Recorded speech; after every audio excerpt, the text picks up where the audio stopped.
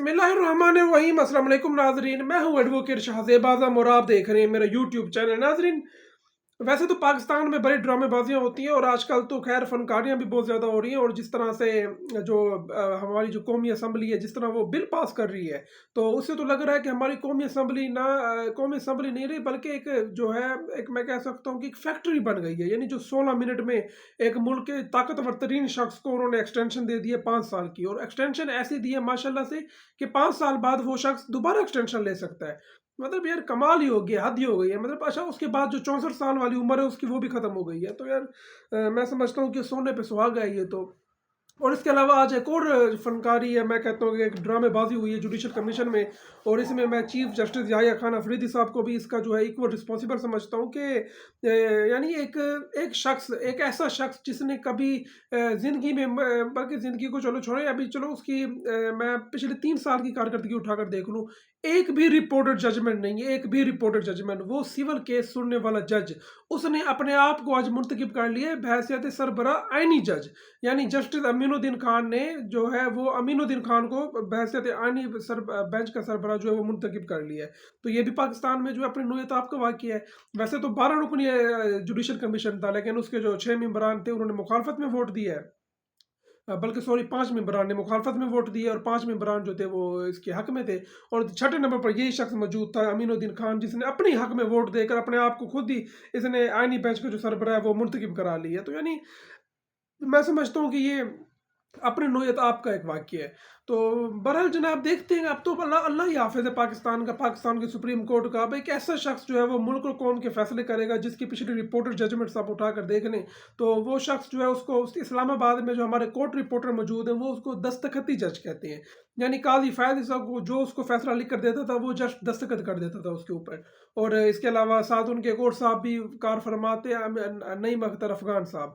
तो खैर उनके बारे में तो मैं नहीं कहूँगा कि वो दस्तखती जज थे, उनकी वो बहस थे chief justice Balochistan high court भी रहे हैं। तो उनके बारे में अलबत्ता ये मशहूर था कि वो बलोच अपने कभी जो अपने कबीले का जो बड़ा सरदार है उसके खिलाफ नहीं जाते। तो सुप्रीम कोर्ट का जो सरदार था वो काजी फैजी सा था, तो बलोच जो थे वो, जारी बात है, नईम अख्तर अफगान बलोच जज है, तो वो कभी उसके खिलाफ नहीं गए। उसका एक और प्रॉब्लम थी और मसला था। लेकिन ये जो अमीनुद्दीन खान साहब है, ये तो मुझे लगता है कि इन्होंने ठान ली थी कि जो काजी फैजी सा कहेगा मैंने बस दस्तखत कर देने हैं। तो अब पता नहीं, मैं हैरान हूँ कि ये किस तरह के मामला चलेंगे, क्या कोर्ट प्रोसीडिंग होगी, और वहाँ पर कोई आईनी नुक्ता या इस तरह का कोई कॉन्स्टिट्यूशनल इंटरप्रिटेशन का कोई वहाँ पर केस लग गया, तो अमीनुद्दीन खान साहब जो है वो चले सियासी छोड़ें, कोई अहम नोयत का और केस लग गया, तो अमीनुद्दीन खान साहब मुझे नहीं लगता कि कोई इस तरह उनमें कोई कैपेसिटी है कि वो उसको जो है वो डिफाइन कर पाएंगे उस आईनी पिटीशन को।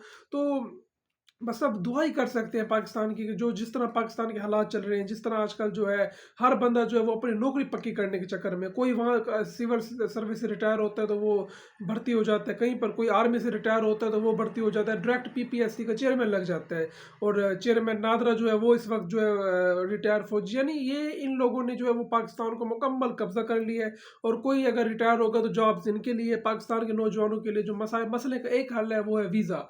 यानी वीज़ा लगवाओ और बस यहाँ से जो है जितना जल्दी हो सके इस मुल्क से जो है वो अपनी जान छुड़वा ली जाए तो बेहतर है।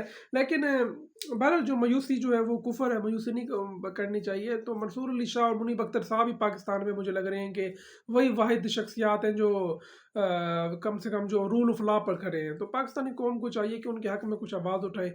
और जो आज याहिया अफरीदी साहब ने जो काम किया है, यानी जो जुडिशल कमीशन के इजलास में जाकर उन्होंने मंसूर अली शाह और उसकी मुनीब अख्तर की तईद कर दी है और उनकी मुखालफत की है हुकूमत की, तो मैं समझता हूँ कि याहिया अफरीदी साहब, अब आपको भी ये इस तरह का काम करने की ज़रूरत नहीं है। आप अपने आप को जो है वो न्यूट्रल शो नहीं करा सकते कि कभी जो है वो आईनी पिटीशन नहीं लगाई। जो मंसूर अली शाह साहब और मुनीब अख्तर ने खत लिखा है कि वो सुप्रीम कोर्ट का फुल कोर्ट सुनेगा इसको, तो वो याहिया अफरीदी साहब ने उसके ऊपर अमल दरामद नहीं किया और रजिस्ट्रार को हुक्म दिया कि इसके ऊपर अमल दरामद नहीं हो सकता। तो अब जो है, अच्छा ये वैसे 31 अक्टूबर की बात है, अब जब 2 नवंबर वाला केस जो है, जब जुडिशल कमीशन का इजलास बुलाना था तो याहिया अफरीदी साहब ने फौरन बुला लिया है। तो यानी अब याहिया अफरीदी साहब को या तो अब क्लियर कट पोजीशन लेनी पड़ेगी। तो अब इस तरह नहीं चलना, इस तरह जो 50-50 वाला काम है, इससे जो है याहिया अफरीदी साहब खुद एक्सपोज हो रहे हैं। और एक्सपोज किसके हक में हो रहे हैं? हुकूमत के हक में हो रहे हैं।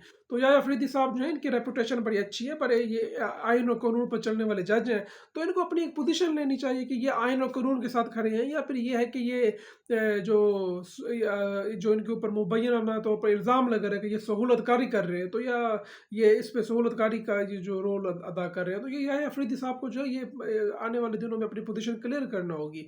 तो बहरहाल जनाब, आज की तो यही खबर थी कि अमीनुद्दीन खान साहब जो है वो आईनी कमे जो हमारा आईनी बेंच है सुप्रीम कोर्ट का, उसके सरबराह मुंतखब हो गए हैं। और माशाल्लाह से बस अब पाकिस्तान की जो है वो दुआ करे, और हमारे जो आइन है उसकी जिस तरह से इंटरप्रिटेशन होगी तो वो भी अब आपको पता लगेगा कि वो फिर आइन किस तरह से इंटरप्रिटेशन होती है। और बाकी जो है बाकी जनाब देखते हैं, आप भी देखें, हम भी यहाँ पर मौजूद हैं और आइन अमीनुद्दीन खान साहब की परफॉर्मेंस भी देखते हैं। और अमीनुद्दीन खान साहब को अगर कोई वो अच्छा काम करेंगे तो हम ज़ाहिर बात अप्रिशिएट करेंगे, अगर वो बुरा काम करेंगे तो फिर जो है उनके साथ फिर वही सलूक किया जाएगा जो कि कादी फ़ैज़ साहब के साथ होता आया है। मतलब उम्मीद तो नहीं की जा सकती कि अमीनुद्दीन खान साहब जो है वो अपने कोई लाइन लेंगे अलग से। हाँ, लेकिन मैं इतना ज़रूर कह सकता हूँ कि वो कादी फ़ैज़ जितने एक्सट्रीम लेवल पर नहीं जाएंगे। वो इमरान खान के कोई पर्सनल दुश्मन नहीं है।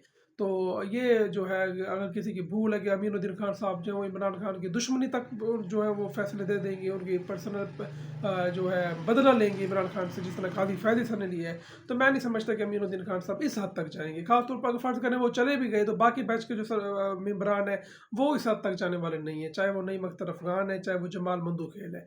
तो जमाल मंदूखेल साहब का अपना वैसे जो है इमरान खान साहब के साथ उनका एक है लिंक, तो मुझे नहीं लगता कि मंदूखेल साहब जो आप क्योंकि पंजाबी जज के अंडर होंगे, वो तो मंदूखेल साहब की भी जो रूह है वो भी अब तरोताज़ा हो सकती है। तो देखते हैं जनाब, अगला आने वाला हफ्ता बड़ा अहम है, सुप्रीम जुडिशल काउंसिल का इजलास है, तो देखते हैं कि वहाँ पर अब क्या सूरत हाल बनती है। वहाँ पर अमीनुद्दीन खान साहब को निकाला भी जा सकता है वैसे, क्योंकि उनका एक रेफरेंस आया हुआ है, पेंडिंग है, तो वो भी देखेंगे उसके रेफरेंस में कितनी जान है, क्या उसमें जो है चीज़ें हैं, क्योंकि वहाँ पर 8 रुकनी बेंच का फैसला आ चुका है सुप्रीम कोर्ट के, तो अमीनुद्दीन खान साहब को वहाँ भी जवाब देना पड़ेगा। तो नाज़रीन देखते हैं, मुझे मेरे अगली वीडियो तक के लिए इजाज़त दीजिए। अल्लाह हाफ़िज़।